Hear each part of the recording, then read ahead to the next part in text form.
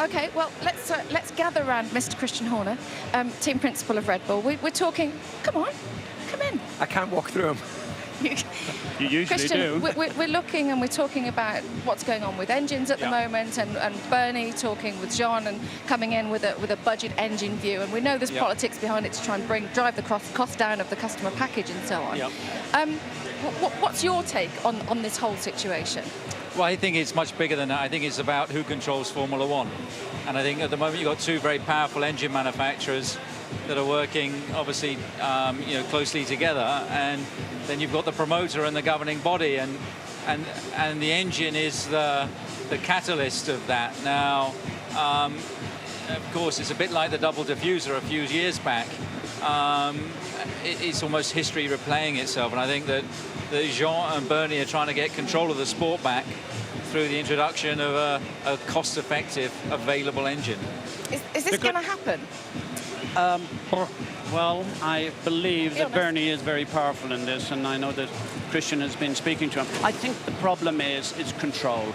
That Mercedes, they will say that they had an agreement with Mercedes. Mercedes will say they never had. So let's put that to one side. The fact is, we want to see more competitive cars at the front of the grid. We're here to see racing. And there is an argument to say that maybe Mercedes are running scared, because if Red Bull had a Mercedes engine, who knows what will happen. But I think that's all in the mindset. What we need to see, which I would like to ask Christian, your engine next year, you will be on the grid, which all your fans will be very happy about, but your engine will be the basis architecture. I'm not saying it's the Renault engine, but it'll be the architecture of the Renault engine. That is correct. Can you confirm?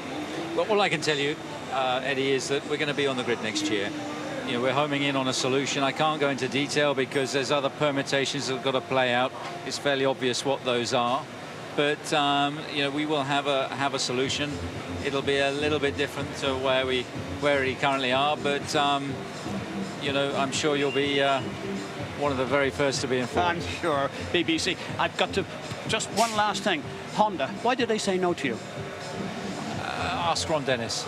Oh, we will do. Yes, thanks for that. No, I look forward to that, David. Finally, just bringing it back to this weekend. Yep. Presumably this is quite a difficult one for you. You've got different engines in the two cars, Daniel, with the upgrade. Long uphill section, so it's going to be a bit of a struggle, I presume. Yeah, the layout of this track doesn't favour our strengths and weaknesses. So we've taken the penalty with Daniel Ricciardo.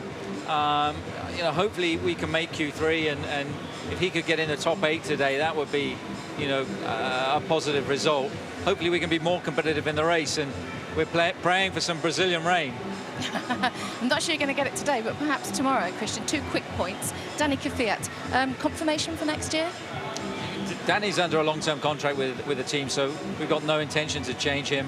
So yes, he'll be one of our drivers next year. And when can we know more about the engine scenario?